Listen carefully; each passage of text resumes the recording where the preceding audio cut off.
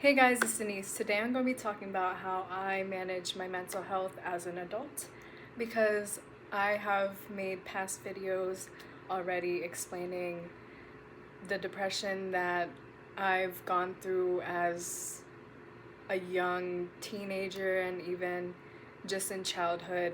But as an adult, being able to have full control of my reality, I have no excuses at this point because I'm responsible for everything around me.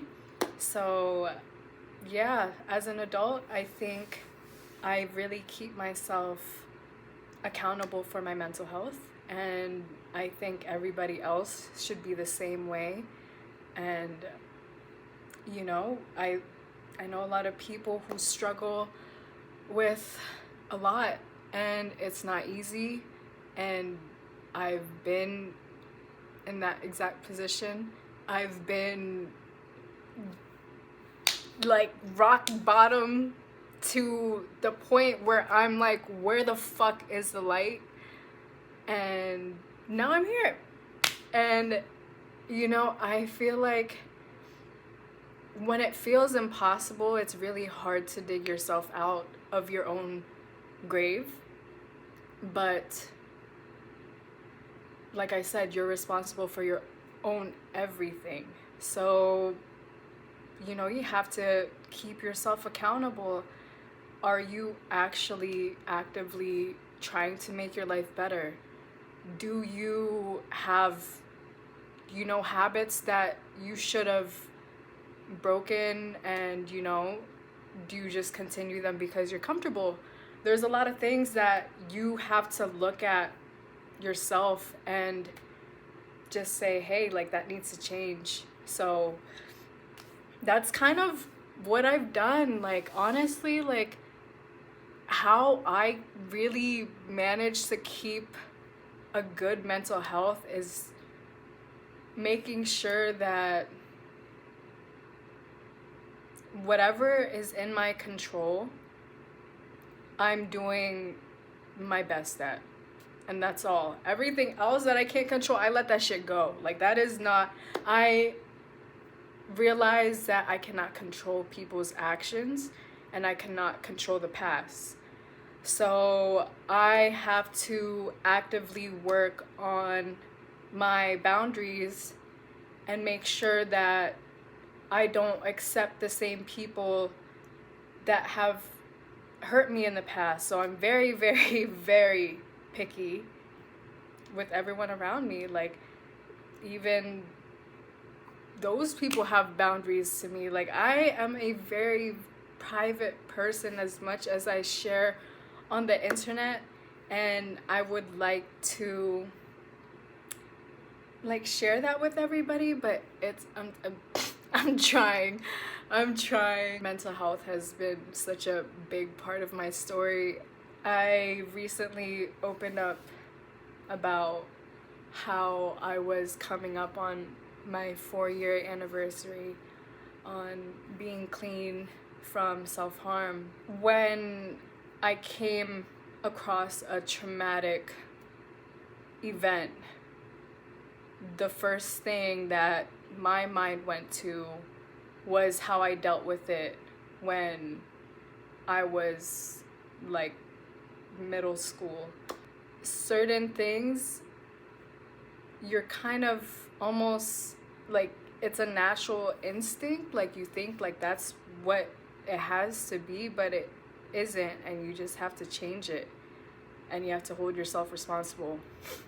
And that's all it is. Sorry for the yap. I just feel like I had to give a little brief background on how I've really just like dealt with my mental health just growing up. Like, I have a video of myself talking about my depression in like 2019, and it's so crazy because that era of my life was so crazy, and to sit here and have a peace of mind,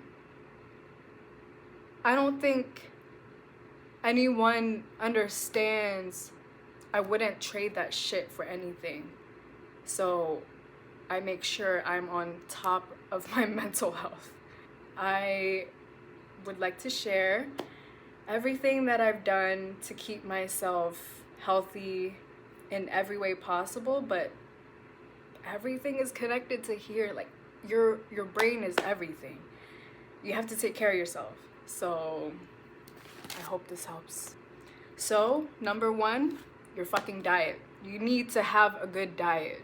I think people should start practicing at least looking at ingredients, cooking at home.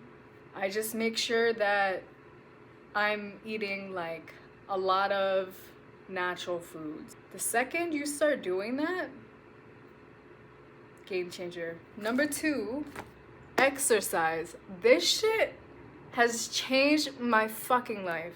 And when I literally tell everybody, this is legitimately the first time ever where I am consistent in working out and just like being active. I did not grow up an athlete. I literally just started this. So I can 100% say that exercise changes your mental state, because I have never felt like the best version of myself, like up here. Like I'm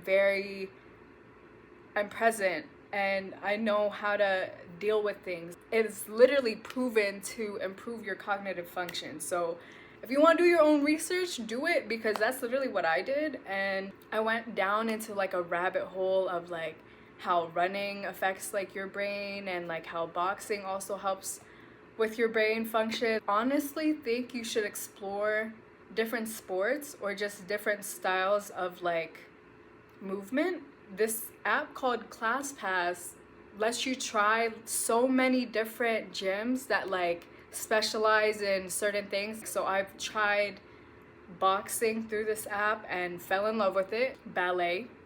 I've tried Pilates. I've tried yoga with a service dog. I can say exercise has changed my life in a lot of ways other than just how I look physically. It's nice to feel like I'm taking care of myself. Okay, this sounds a little weird, but I feel like you should listen to music that doesn't have words in it, because I think a lot of music is very overstimulating sometimes.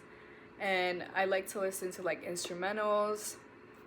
I love classical music, like jazz even. Just put something on that doesn't have any words and let your mind just rest. I think you'll understand what I mean once you start actively doing it, because it's almost like a brain break. Like that's what it feels like. It makes me feel like it flushes out all my thoughts and I can just listen to music for what it is, like with no words or anything. Like you're just focused on the notes.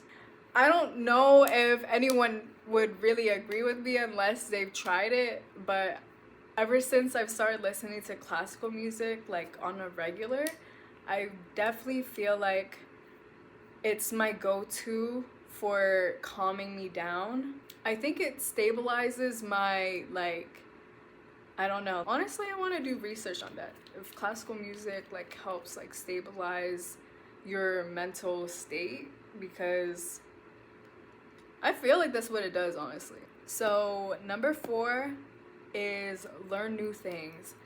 I feel like this is important because you should always be keeping your brain active. It's like just like a muscle, you know, like you just have to actively make sure you're taking in things that challenge you and make you think. And like languages are super important. I think you should take the time to learn at least another foreign language. So yeah, I feel like learning new things like languages or just anything that helps your brain like train, basically like a muscle, I think is super necessary for your mental health, because it helps you become better. So number 5 is surround yourself with good people, and I feel like this is super super super super important. I have to actively choose this also because it's very hard to kind of draw boundaries. And yeah, I'm still actively choosing to do this one. So, take a look around and see who's not really there for you. Sometimes we love people who don't make us feel the best, and you have to be selfish and choose yourself and make sure that you always put yourself first, because no matter how much you care about someone, you have to draw boundaries, and you have to make sure that the people that you're surrounding yourself with help you grow as a person, and that they should want the best for you. And it sounds simple, but it's kind of easier said than done, I feel like. And I think everybody else can agree, because I think a lot of the people that aren't good for us are very, very close sometimes, and it's hard to tell the difference between what's actually genuine or what you can accept just because, let's say, you have such a close connection with them. But I just feel like you have to draw your boundaries and make sure that you put yourself first. So number 6 is to do meditation and yoga, and I feel like meditating has been one of the best practices that I've done. Even yoga, it just feels amazing. Like, it's like a reset for your body, and I don't think a lot of people have experienced that, or just like realize that the only time that your brain rests is when you sleep. But like, I think you should actively do that when you're awake to just clean it. I feel like a lot is up here. Like,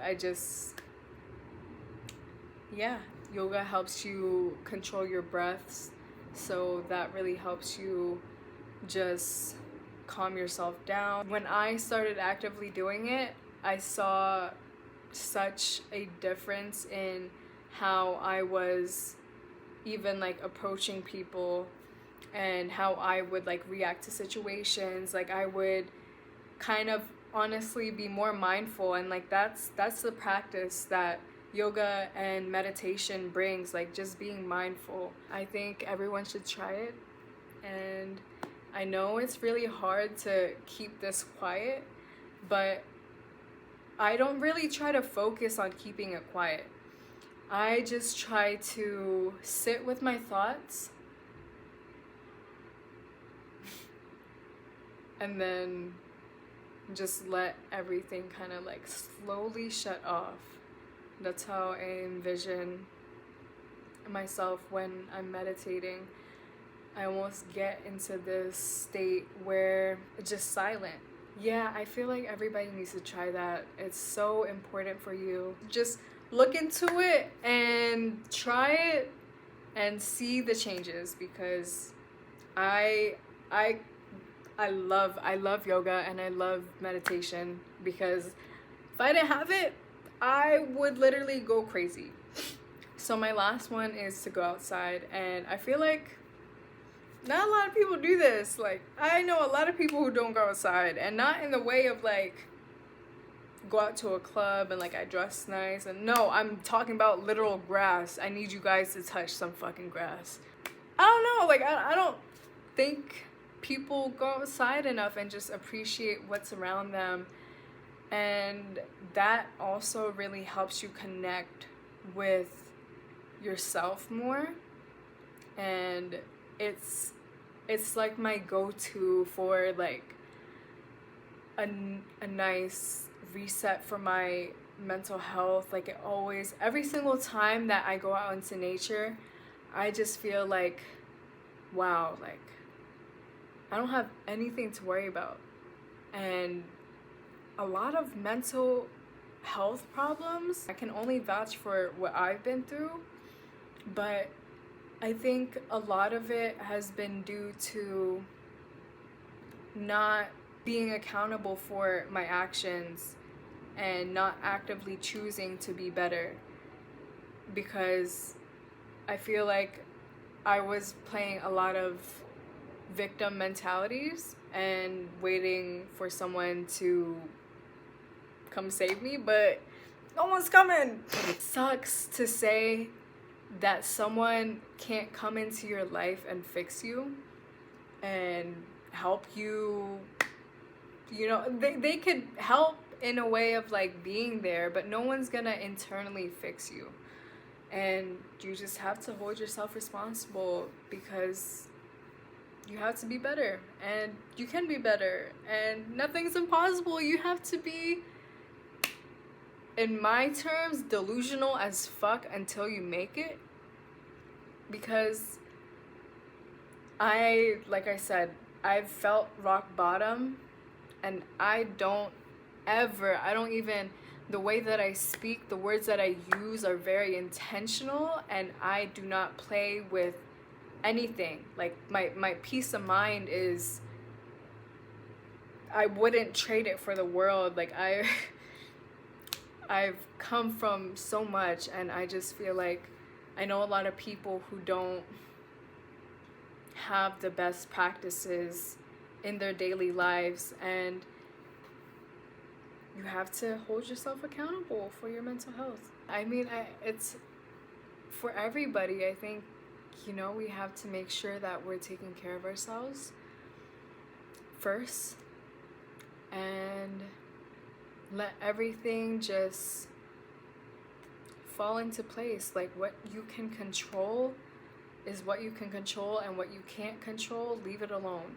So I feel like these are my active practices to keep my mental health in good shape. And if you want to try it, try it. But like I said, you have to hold yourself accountable for all your actions in your life and make the change. I can't force you to do it, but when you try it, when you do it, believe me,